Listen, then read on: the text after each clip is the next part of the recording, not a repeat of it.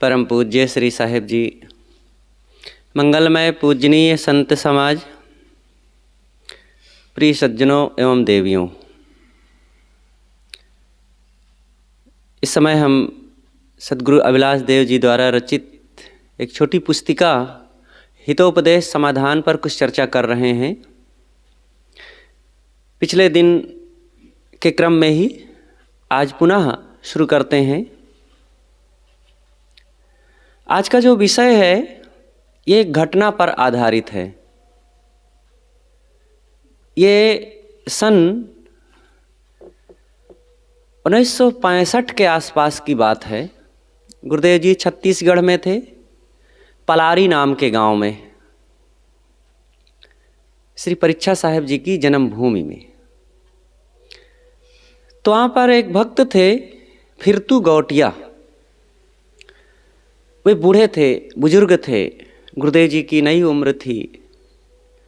गुरुदेव जी त्याग वैराग्य साधना के उच्च शिखर पर उस समय थे ही।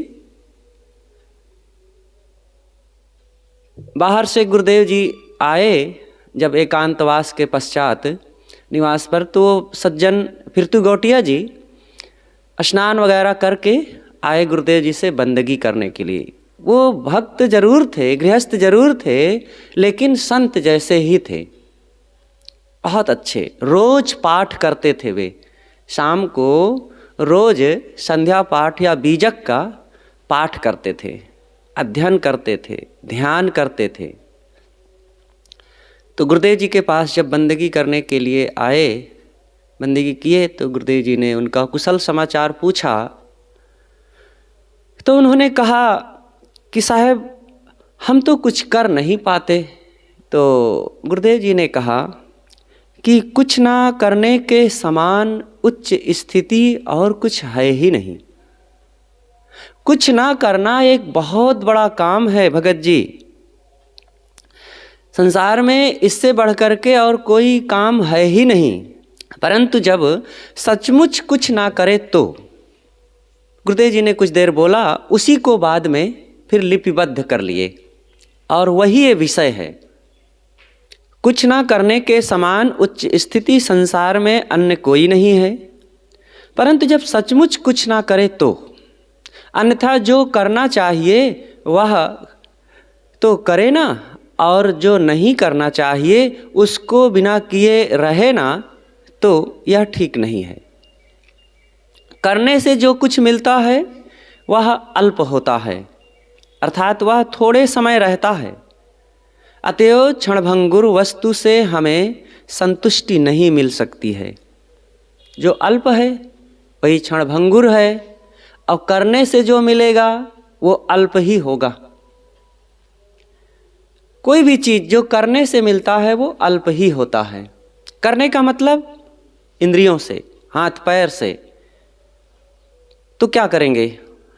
जो शरीर से किया जाएगा वो अल्प ही होगा। मकान बनाएंगे, भोजन बनाएंगे, गाड़ी बनाएंगे, खेती करेंगे, बर्तन बनाएंगे, कपड़ा बनाएंगे, जो कुछ करेंगे वह सब अल्प होगा।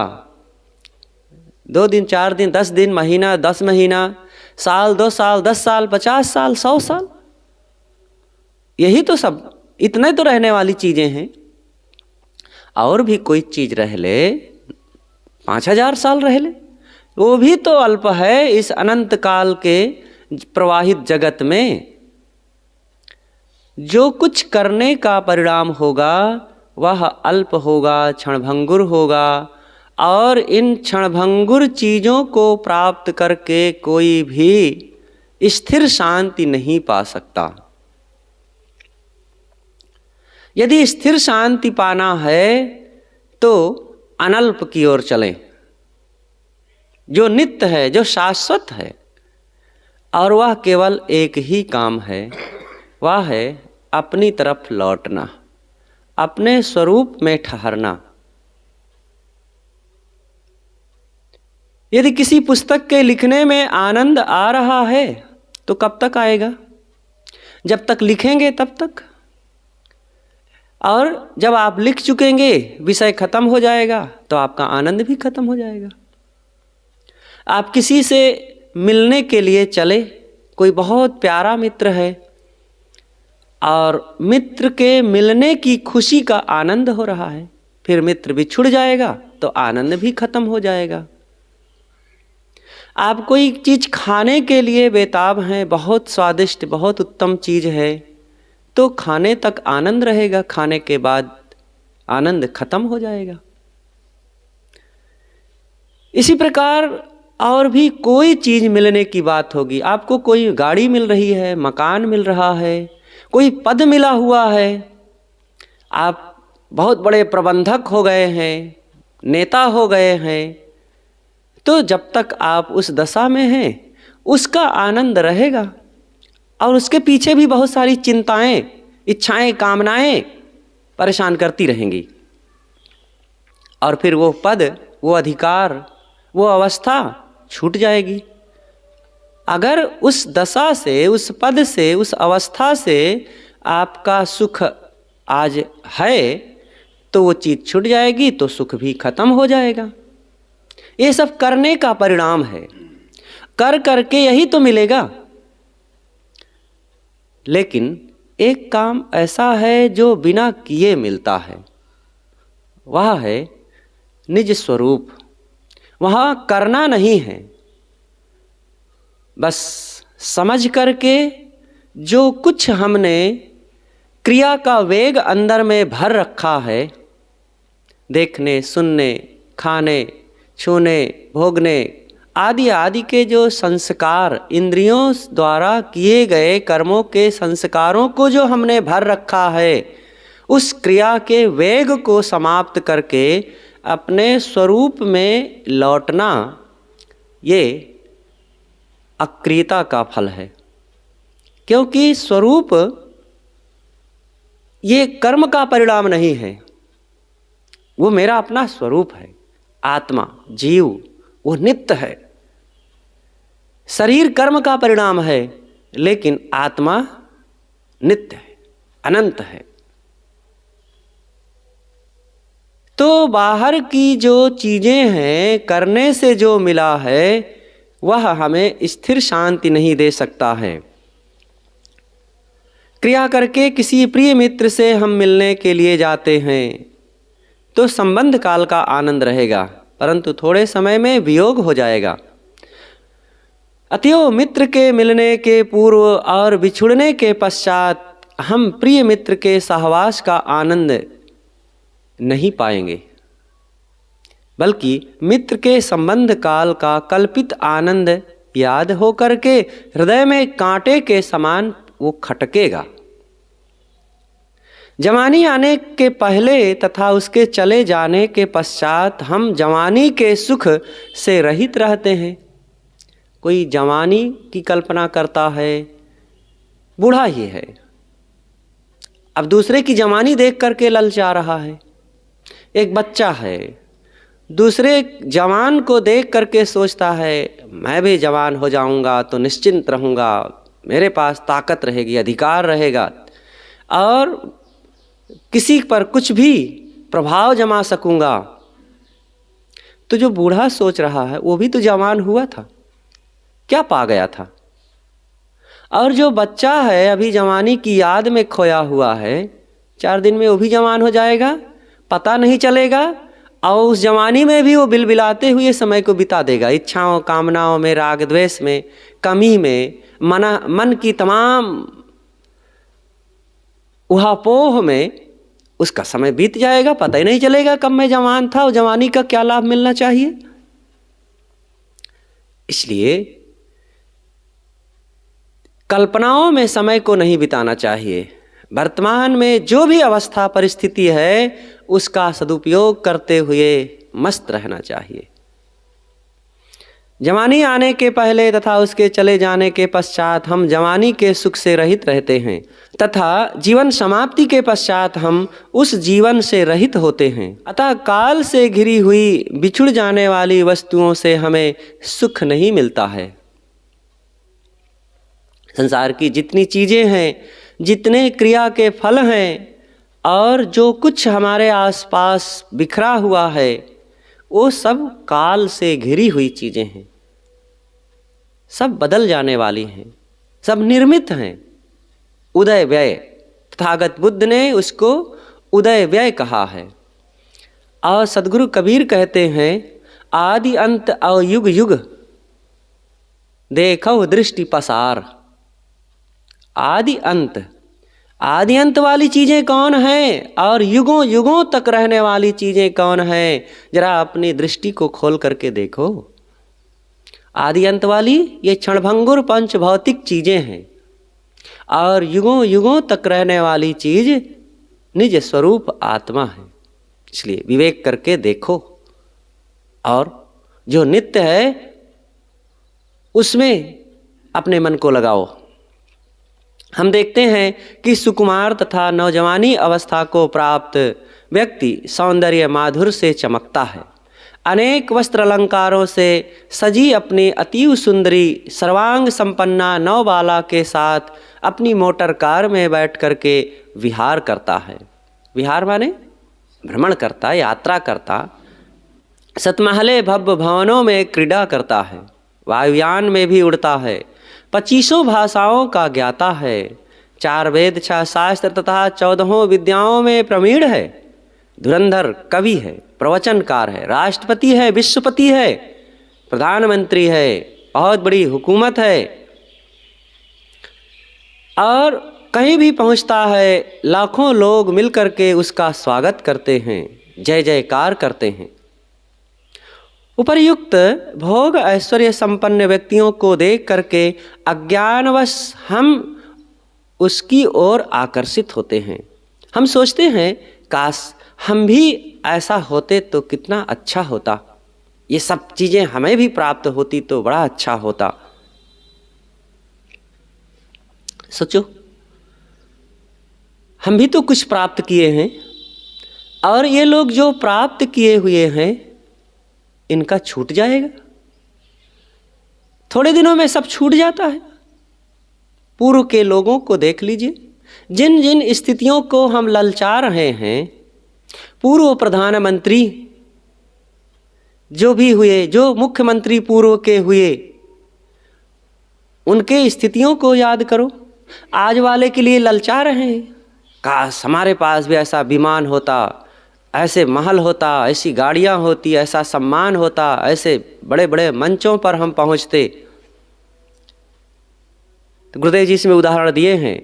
उस समय पंडित जवाहरलाल नेहरू थोड़े दिन पूर्व प्रधानमंत्री थे, तो मन में होता है कि हम भी काश पंडित जवाहरलाल नेहरू होते, भारत के प्रधानमंत्री होते। तो गुरुदेव जी लिखते हैं कि अगर पंडित जवाहरलाल नेहरू होते तो आज उनके शरीर छोड़े 13 महीने हो गए होते, क्योंकि ये जो विषय लिखा गया है उस समय का है जब प्रधानमंत्री का शरीर छूटे 13 महीने बीत चुके थे।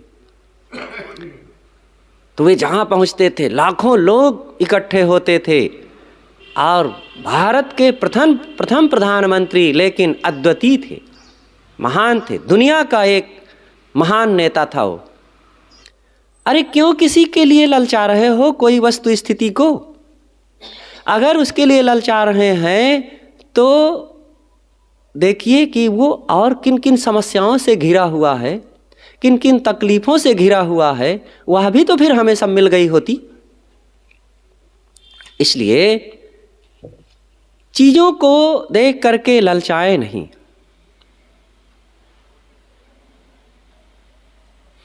इस प्रकार काल से सीमित क्षणभंगुर वस्तुओं के संयोग वियोग में भटकते रहना करने का फल है और ना करने का फल एकदम स्वरूप स्थिति है।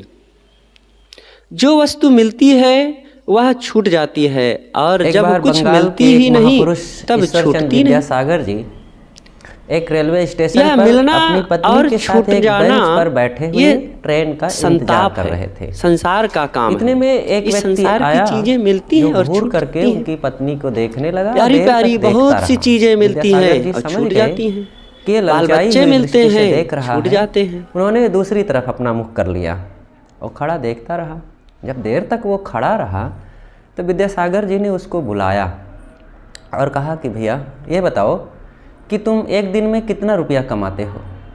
उसने कहा कि मैं 80 रुपये कमाता हूँ। विद्यासागर जी ने कहा कि मैं 800 रुपये रोज़ कमाता हूँ, लेकिन फिर भी इनका मुंह सीधा नहीं रहता। अगर तुम्हारे 80 रुपये में ये खुश रह सकें, तुम्हें पसंद करें, तो ले जाओ इनको। इतना सुनते ही वो शर्मा गया और भागा वहाँ से, और उनकी पत्नी भी मुस्कुराने लगी।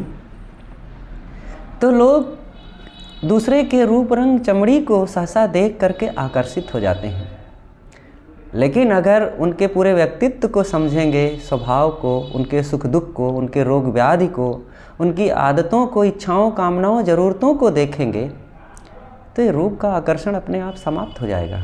अरे शरीर का रूप पूर्व कर्मों के अनुसार कुछ ना कुछ मिल ही जाता है, और एक उम्र जवानी की होती है, इसमें तो काले खोबरे, लूले लंगड़े भी अपने आप कुछ समय के लिए सुंदर दिखने लगते हैं, लेकिन ये सारी सुंदरता 4 दिन में पानी की भांति बह जाता है कहीं न कहीं।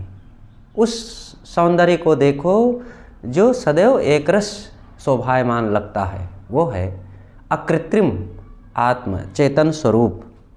जो उसकी तरफ देख लेगा, वो बाहर के चमड़ी की जो कर्मों के प्रवाह से बना हुआ सौंदर्य है, वो बिल्कुल फीका लगने लगेगा। भर्तृहरि जी महाराज ने कहा है, तू ही रीझत क्यों नहीं कहा रिझावत, और तेरे ही आनंद से चिंता मणि सब ठौर। इसलिए अपनी ओर देखो, अपने को पहचानो, बाहर के आकर्षण को सब समाप्त करो।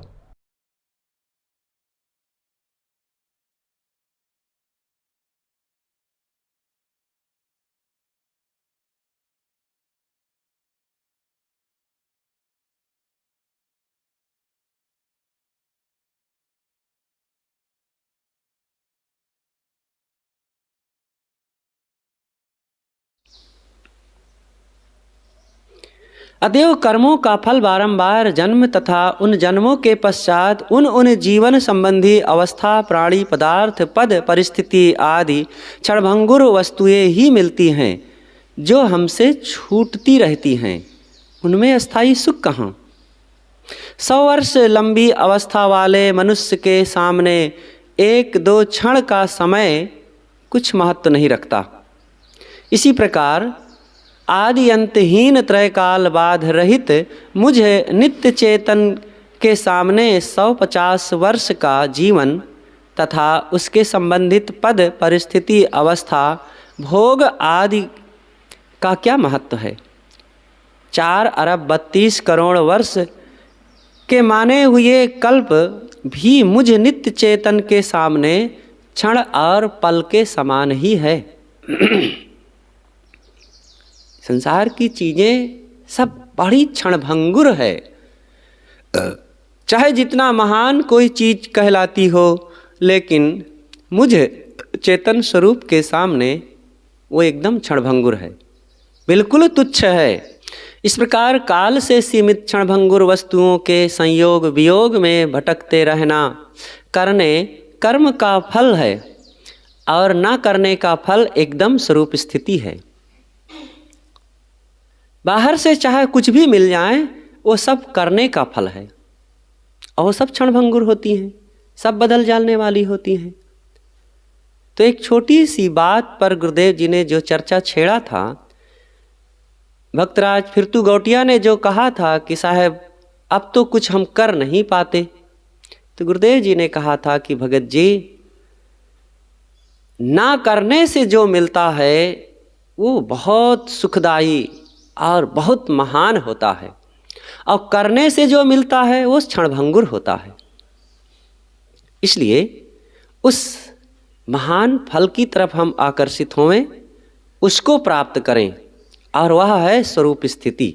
वो करने का फल नहीं है, बल्कि सारी इच्छाओं, कामनाओं को, मन के राग द्वेष को, मोह आसक्ति को मिटाना है, और उसको मिटाने के पश्चात जो बचेगा शेष, वो मेरा अपना स्वरूप रहेगा, और वो अनंत है, वो अनल्प है, वो कभी समाप्त होने वाला नहीं है। वह छूट जाने वाली होती है जो करने से मिलती हैं।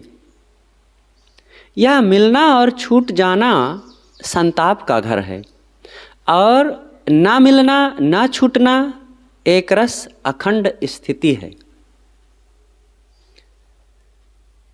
आत्मा ना मिली है और ना छूटेगी कभी, ये सदैव प्राप्त है। ये मिली हुई थोड़े है, ये मेरे लिए सदैव से प्राप्त है और सदैव प्राप्त रहेगा। इसलिए मिलने वाली चीज़ों के लिए जो तुच्छ हैं, बहुत थोड़े समय के लिए होती हैं, उसके लिए बहुत आकर्षित ना होइए। बस आत्मोन्मुख होना, आत्मा की ओर लौटना, अपने स्वरूप का बोध प्राप्त करना, इस दशा में ठहरने वाला काम करना, ये महान लाभ है। जिज्ञासु पूछता है आगे, बाबा बिना कर्म किए तो कोई रह नहीं सकता, कर्म तो करना ही पड़ेगा। महात्मा जी कहते हैं, बेटा तुम बहुत अच्छा कहते हो, बिना कर्म किए कोई नहीं रह सकता है, क्योंकि शरीर रहे तक आँख से देखना, कान से सुनना, जीभ से चखना, चाम से छूना, नाक से सूंघना और मुख से बोलना, पैर से चलना तथा मन से सोचना आदि कर्म तो होते ही रहेंगे। परंतु बोधवान महात्मा जो कुछ करते हैं वह करने के जाल से मुक्त होने के लिए है।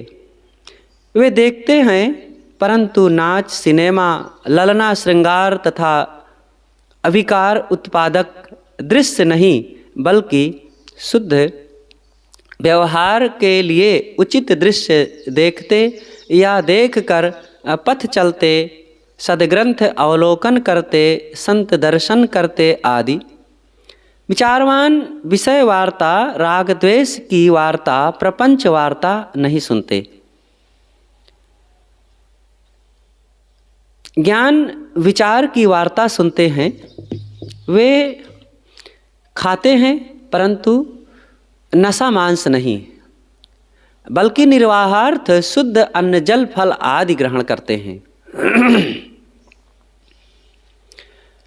वह भी स्वादासक्ति से रहित होकर के इसी प्रकार से वे हिंसा, मैथुन, चोरी, छल, कपट, निंदा, ईर्षा, असत्य भाषण आदि दुष्ट कर्म नहीं करते। केवल दया, क्षमा, शील, सत्य, विचार, विवेक, समता, शांति आदि के कार्य करते हैं। परंतु इस सद्कार्य में भी उनकी कोई सांसारिक सुख की कामना या अहंकार नहीं रहता है। ये बात पूछी गई थी कि बिना कर्म किए तो कोई रह नहीं पाता है, कर्म तो करना पड़ेगा। तब उत्तरदाता बताते हैं, संत बताते हैं कि ठीक है, बिना कर्म किए तो नहीं रहा जा सकता, लेकिन जो बोधवान हैं कर्म तो करते हैं, लेकिन वे पवित्र कर्म करते हैं, अपवित्र नहीं, गलत नहीं, चोरी नहीं, हिंसा नहीं, छल कपट नहीं, निंदा, ईर्षा, राग द्वेष नहीं। करते तो हैं लेकिन पवित्र करते हैं। दया का काम, सत्यता का काम, विचार का काम, विवेक का काम, शांति का काम वे करते हैं। वे निष्काम हो करके आत्म कल्याण तथा लोक कल्याण का कार्य करते हैं। तात्पर्य यह कि बोधवान बुरे कर्म तो करते नहीं, और जो अच्छे कर्म करते हैं वह भी लोक परलोक के विषय सुख की कामना तथा अहंकार से रहित होकर के केवल करने के जाल से रहित होने के लिए करते हैं।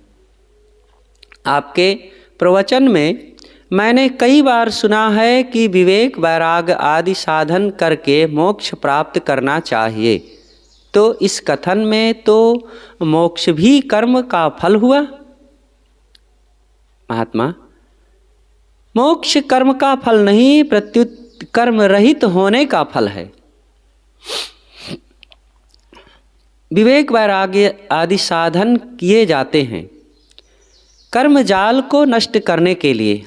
जैसे छोटी सी लकड़ी कुल्हाड़ी में लगा करके जंगल के समस्त लकड़ियों को काट दिया जाता है, विवेक, वैराग्य आदि साधनों द्वारा जब अंतःकरण शुद्ध हो जाता है तब करने की इच्छा समाप्त हो जाती है।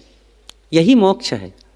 मोक्ष के लिए जो कहा गया, संतजन कहते हैं कि ऐसा कर्म करो कि जिससे मोक्ष प्राप्त हो करके सुखी हो जाओ, तो ये मोक्ष भी तो करने का फल हुआ ना। तो इसके लिए जवाब में बताते हैं कि जो करके, साधना करके, वैराग करके, त्याग करके, ये करके मोक्ष को प्राप्त किया गया, तो ये करना वह काम किया गया है जिससे करना बंद हो जाए। जैसे पैर में कांटा चुभ जाता है तो बड़ा दुख देता है, अब उस कांटा को निकालने के लिए एक दूसरा कांटा और लाया जाता है और उस कांटा से गड़े हुए कांटे को निकाल दिया जाता है और फिर दोनों कांटों को फेंक दिया जाता है। इसी तरह जिन दुखों से आज हम दुखी हैं वो भी कर्म के फल हैं। कुछ करने के परिणाम से आज दुखी हैं, तो कुछ ऐसा अब कर्म करना है कि अब वो दुख वाले कर्मों का प्रभाव खत्म हो जाए। कुछ ऐसा करो कि जिससे दुख खत्म हो जाए और फिर दोनों कर्मों को छोड़ दिया जाता है। शुभ कर्म करना है ताकि अशुभ का दुख समाप्त हो जाए और अंततः शुभ को भी छोड़ दे, अशुभ को भी छोड़ दिया जाता है। तो इस प्रकार से सारा जो कर्मों का वेग है वो सब समाप्त करके अपने आप में ठहर करके मोक्ष को प्राप्त करना है, मोक्ष में ठहरना है। यदि निष्काम शुभ कर्मों को ना किया जाए तो सकाम शुभाशुभ कर्म होने लग जाएंगे। जब तक जीवन है तब तक कर्म तो करना ही पड़ेगा, लेकिन सकाम कर्म नहीं, निष्काम कर्म करो। जब तक जीवन है ज्ञानी पुरुष भी निष्काम भाव से बिना कोई राग आसक्ति बनाए कर्म करेंगे, क्योंकि शरीर रहने तक शरीर की ज़रूरतें हैं, शरीर की इंद्रियां हैं और यहाँ प्रकृति का वातावरण है। देखो, जब तक शरीर है, पेट है, तो पेट है तो भूख लगेगी, तो खाने के लिए कुछ करना पड़ेगा और करने के लिए आँख से कुछ देखना पड़ेगा, कान से कुछ सुन करके पकड़ना छोड़ना पड़ेगा, पैर से कहीं चलना पड़ेगा और जीभ से कुछ रस आएगा ही। तो जब तक शरीर है तब तक कुछ ना कुछ तो करना है। और ठंडी गर्मी लगेगी तो कुछ ओढ़ना पड़ेगा, मक्खी बैठेंगी, हाँकना पड़ेगा, मन देना पड़ेगा। तो ये सब तो किया जा रहा है, लेकिन ये सब करते हुए निष्काम रहना है, कहीं भी राग द्वेष नहीं।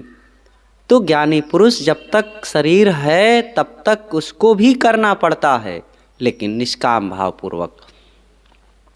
यही निष्कामता ही उसको निर्बंध बनाए रखती है और शरीर रहने तक प्रारब्ध के जो प्रपंच है उसको करना ही पड़ेगा और फिर एक दिन प्रारब्ध का ये पिंड छूट जाएगा और जीव अपने आप रह जाएगा।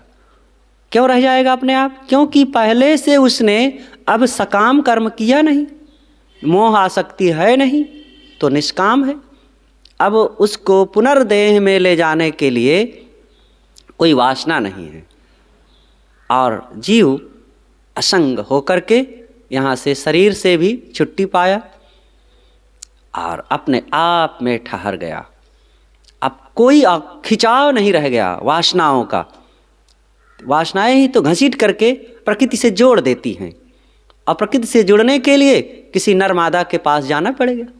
अब वासना नहीं है तो इसको कौन घसीटे? वासना ही घसीटती है। आज ही वासना घसीटती है। शराब की इच्छा हुई तो शराब की दुकान में घसीट गया ना,